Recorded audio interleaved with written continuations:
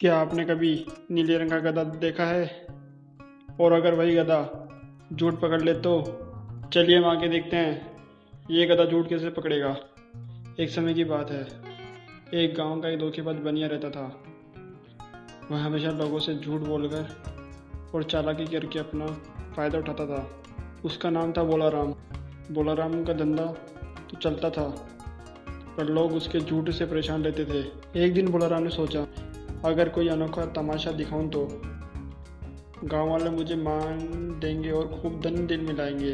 वह सोच में डूब गया था कि अचानक उसकी नज़र एक बंधे हुए दुबले पतले गधे पर पड़ी।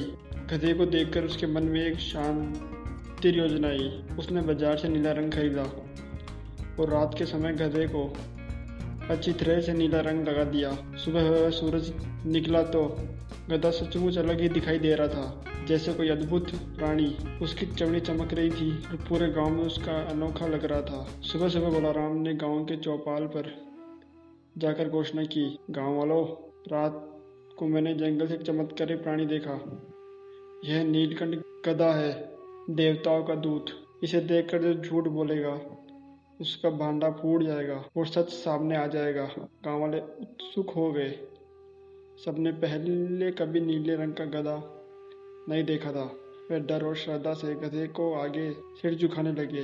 बोलाराम ने चालाकी से कहा, इस गधे की एक खासियत है, अगर कोई झूठ बोले तो ये गधा जोर से चिल्लाकर झूठ का पर्दाफाश कर देगा। गांव के लोग बोले थे, उन्होंने तुरंत विश्वास कर लिया।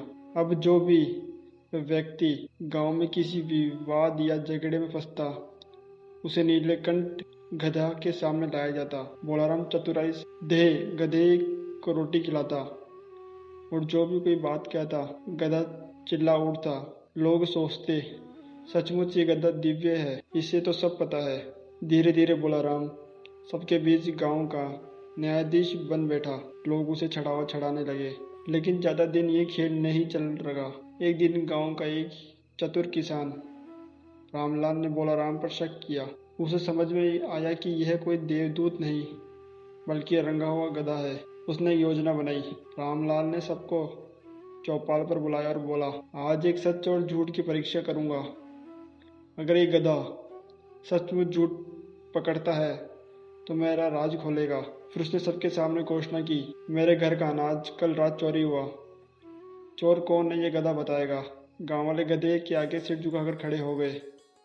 बोलाराम को पसीना आने लगा, क्योंकि अनाज चोरी उसने ही किया था। गधे को देखते ही बोलाराम का दिल धड़कने लगा। तभी गधा भूखा होने के कारण जोर जोर से चिल्लाने लगा। गांव वाले चौंक गए।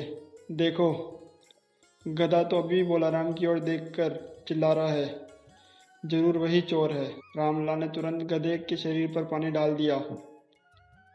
धीरे धीरे नीला रंग उतरने लगा और असली गधा सामने आ गया। गांव वाले दंग रह गए। अब सबको समझ में आ गया कि बोलाराम ने झूठ बोलकर उन्हें मूर्ख बनाया है। गुस्से से गांव वालों ने बोलाराम की जमकर धुलाई की और उसे गांव के बाहर निकाल दिया। गांव का गधा फिर से सामान्य गधा बनकर खेतों में काम करने लगा।